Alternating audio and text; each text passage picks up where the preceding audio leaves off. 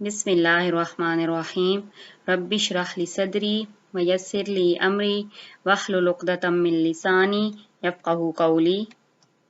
السلام علیکم عزیز طلباء و طالبات، امید کرتی ہوں کہ آپ سب خیر و عافیت سے ہوں گے۔ تو ہم آج کریں گے سورۃ الاحزاب کا تعارف۔ سورۃ الاحزاب کا تعارف۔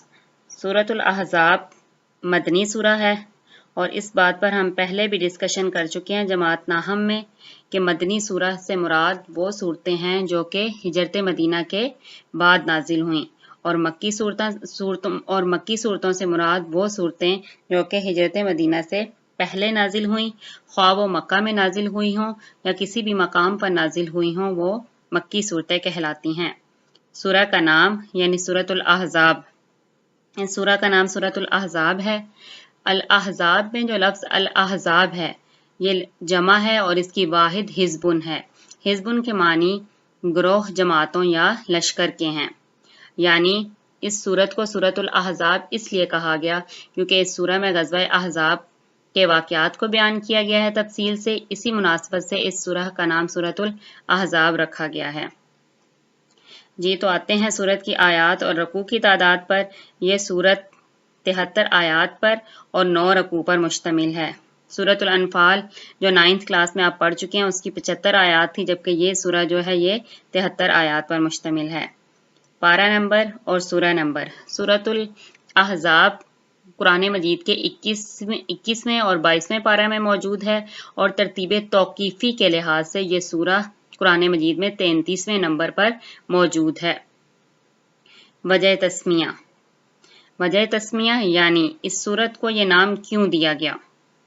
کیونکہ سورۃ الاحزاب میں غزوہ احزاب کے واقعات کو بیان کیا گیا ہے، غزوہ احزاب کا ذکر کیا گیا ہے، اسی وجہ سے اس سورت کو سورۃ الاحزاب کا نام دیا گیا۔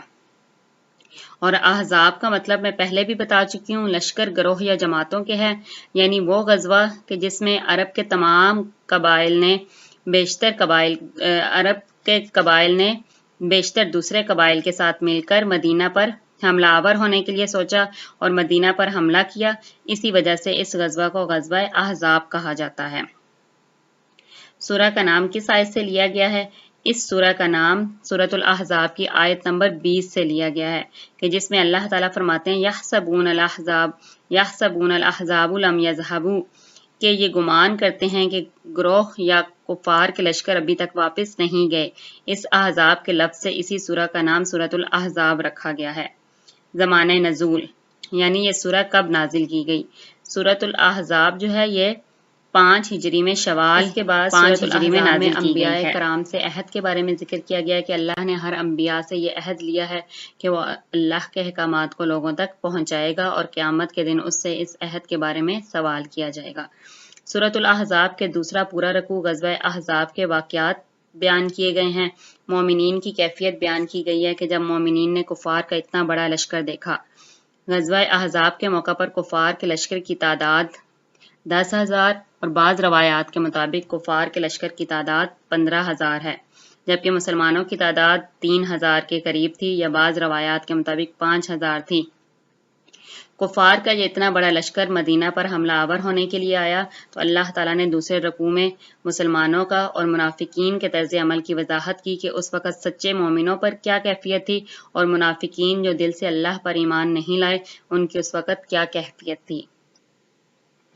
اس کے بعد سورۃ الاحزاب کے موضوعات میں سے اہم موضوع ازواج مطہرات کو احکامات دیے گئے ہیں، ان کو نماز قائم کرنے کا حکم دیا گیا ہے، صدقات دینے کا حکم دیا گیا ہے، اور جو اہم بات ان کو کہی گئی ازواج مطہرات کو کہ وہ جو بھی نیکی کا کام کریں گی ان کو دگنا ثواب دیا جائے گا، اور اگر کوئی برائی کا کام کریں گی تو انہیں عذاب بھی دگنا دیا جائے گا۔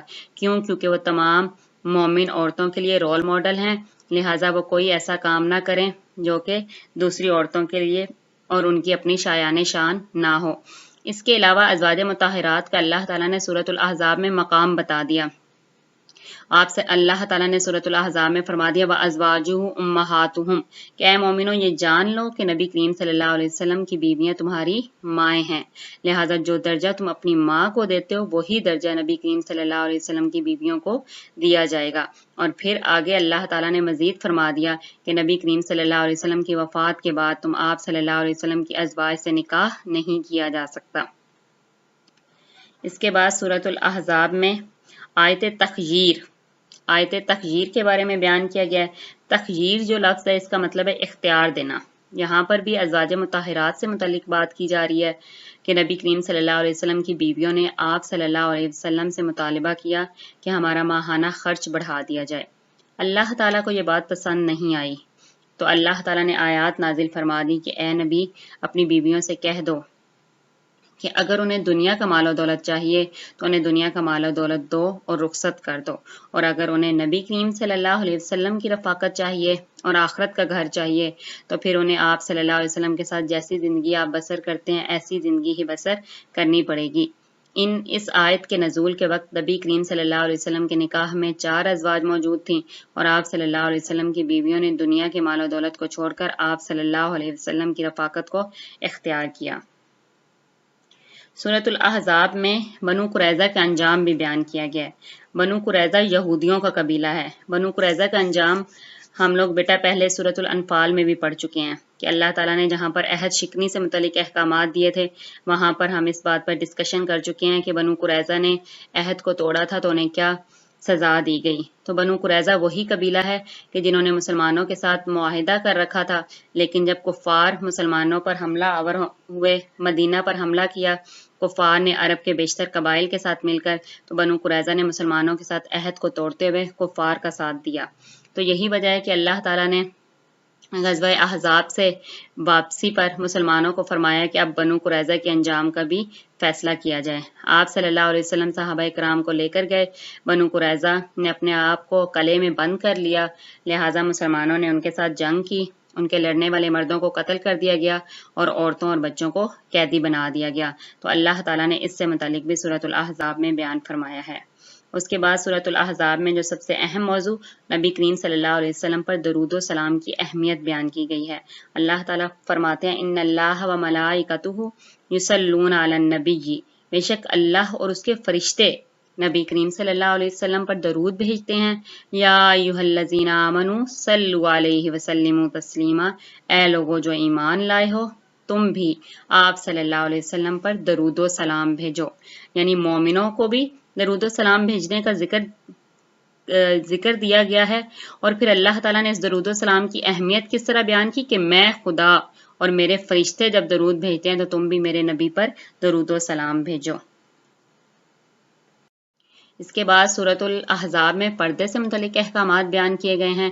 نبی کریم صلی اللہ علیہ وسلم کی ازواج کو، بیٹیوں کو، نبی صلی اللہ علیہ وسلم کی اور امت مسلمہ، امت محمدی کی تمام عورتوں کو اللہ تعالیٰ نے فرمایا کہ جب بھی اپنے گھروں سے باہر نکلو تو بڑی چادریں لے کر نکلو، اور اللہ تعالیٰ نے فرمایا اس پردے کی حکمت یہ بیان کی تاکہ تم پہچان لی جاؤ کہ مسلمان عورتیں ہو اور کوئی بھی تمہیں کوئی تکلیف نہ پہنچا سکے۔ اس کے بعد قیامت کے علم کے بارے میں بیان فرمایا گیا ہے کہ منافقین اور کفار نبی کریم صلی اللہ علیہ وسلم کے پاس آتے اور قیامت کے بارے میں پوچھتے کہ قیامت کب آئے گی، تو اللہ تعالیٰ نے فرمایا انہیں کہہ دو انما علمھا عند اللہ، کہ قیامت کا علم صرف اور صرف اللہ کے پاس ہے۔ اس کے بعد مومنین کو خطاب، اللہ تعالیٰ نے سورۃ الاحزاب کے آخری رکوع میں مومنین کو فرمایا کہ اپنے نبی کی اطاعت کرو، اور جس طرح حضرت موسیٰ علیہ السلام کو ان کی قوم نے تکلیف دی اس طرح تم اپنے نبی کو کوئی تکلیف نہ دو، یعنی اطاعت رسول کا حکم دیا، اطیعوا اللہ و اطیعوا الرسول، کیا اللہ کی اطاعت کرو اور اس کے رسول کی اطاعت کرو، ولا تبطلوا اعمالکم، اور اپنے اعمال کو ضائع نہ کرو۔ اطاعت رسول کا موضوع بہت سے مقامات پر قرآن مجید میں بیان کیا گیا ہے۔ اللہ تعالیٰ نے نبی کریم صلی اللہ علیہ وسلم کی اطاعت کو ہی اپنی اطاعت قرار دیا، لہذا سورۃ الاحزاب کے آخری رکوع میں بھی اللہ نے یہی فرمایا کہ اللہ اور اس کے رسول کی اطاعت کرو، یصلح لکم اعمالکم، تو وہ تمہارے تمام اعمال درست کر دے گا۔ منافقین مدینہ کو تنبیہ کی گئی ہے سورۃ الاحزاب میں۔ منافقین مدینہ اپنی شرپسندی سے اور اسلام کے خلاف سازشیں کرنے سے کبھی بھی باز نہیں رہے، تو اللہ تعالیٰ نے ان منافقین مدینہ کو تنبیہ کی کہ اگر تم اپنی سازشوں سے باز نہ آئے اور اسلام کے خلاف پروپیگنڈا اسی طریقے سے کرتے رہے تو تمہیں مدینہ میں رہنے کے لیے پناہ دینے کے لیے کوئی بھی تیار نہیں ہوگا۔ اور پھر فرمایا جہاں کہیں یہ پائے گئے ان کو پکڑ لیا جائے گا اور قتل کر دیا جائے گا۔ سورۃ الاحزاب میں بارے امانت کا حکم بھی بیان کیا گیا ہے کہ اللہ تعالیٰ نے اپنی امانت کو یعنی اپنے احکامات کی اطاعت کرنے کو اور اپنے قرآن مجید کو زمین پہاڑوں پر پیش کیا کہ تم میری اس امانت کو اٹھا لو، لیکن وہ اس کو اٹھانے سے ڈر گئے اور اٹھانے سے انکار کر دیا۔ اور پھر اللہ فرماتے ہیں حملہ الانسان، انسان نے اس امانت کو اٹھا لیا۔ اور پھر اللہ فرماتے ہیں کہ انسان تو بہت بڑا ظالم اور جاہل ہے کہ امانت کو تو اٹھا لیا لیکن اس کے باوجود احکامات پر عمل نہیں کرتا، احکامات پر عمل کرنے میں کوتاہی برتتا ہے۔ اس لیے اللہ تعالیٰ نے امانت کا ذکر کیا۔ اس کے بعد ہم آتے ہیں غزوہ احزاب کے علاوہ غزوہ احزاب کا دوسرا نام کیا ہے؟ غزوہ احزاب کو غزوہ احزاب کے علاوہ غزوہ خندق بھی کہا جاتا ہے۔ غزوہ خندق جو حضرت سلیمان فارسی رضی اللہ تعالیٰ عنہ کے مشورے پر کھودی گئی، جن کا تعلق ایران سے تھا اور وہ ایران سے ہجرت کر کے مدینہ آئے۔ مسلمانوں کو جب کفار کے اتنے بڑے لشکر کا پتہ چلا کہ وہ مدینہ پر حملہ آور ہونے کے لیے آ رہا ہے تو نبی کریم صلی اللہ علیہ وسلم کا یہ معمول تھا کہ آپ صلی اللہ علیہ وسلم صحابہ کرام سے ہر معاملے میں مشورہ لیا کرتے تھے۔ تو آپ صلی اللہ علیہ وسلم نے صحابہ کرام سے مشورہ لیا۔ صحابہ کرام نے آپ صلی اللہ علیہ وسلم کو، جس میں صحابہ کرام جن میں حضرت سلیمان فارسی بھی شامل تھے، انہوں نے کہا کہ ہم ایران میں اپنے تحفظ کے لیے اور دشمن کے حملے سے بچنے کے لیے خندق کھودا کرتے تھے۔ چنانچہ مسلمانوں نے اور نبی کریم صلی اللہ علیہ وسلم نے حضرت سلیمان فارسی کے اس مشورے پر عمل کرتے ہوئے مدینہ کے داخلی راستے پر خندق کھودی، جس کی وجہ سے کفار اس تجربے کے بارے میں اور اس عمل کے بارے میں عرب میں کبھی ایسا نہ ہوا تھا، جس کی وجہ سے انہیں مسلمانوں کی طرف سے بہت سی مزاحمت کا سامنا کرنا پڑا۔ تو بیٹا یہ آج کے سورۃ الاحزاب کے اہم نکات تھے جن کا اجمالی طور پر جائزہ لیا گیا ہے۔ جب ہم آیات کا ترجمہ اور تشریح کریں گے تو پھر ان کو تفصیل سے سورۃ الاحزاب کی ان آیات پر تبادلہ خیال کیا جائے گا۔